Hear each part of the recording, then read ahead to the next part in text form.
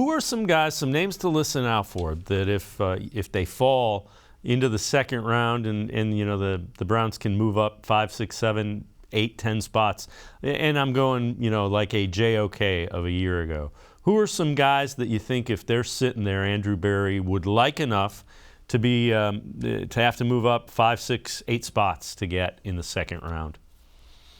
I'm looking at the couple of the receivers that could fall down there, particularly Treylon Burks from Arkansas. And way back in February, it just seemed crazy to think that Treylon Burks would fall to the late first round, potentially out of the first round. But, he didn't test very well at the combine. The 3-cone time in particular was not very good.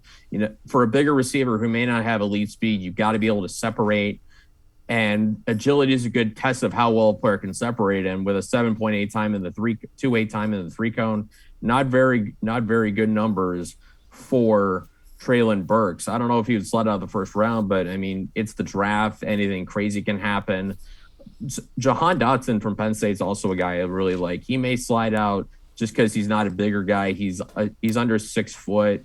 Granted, he has very good physical tools. Every time you watch Penn State, he pops when you watch him play. He can win a one-on-one.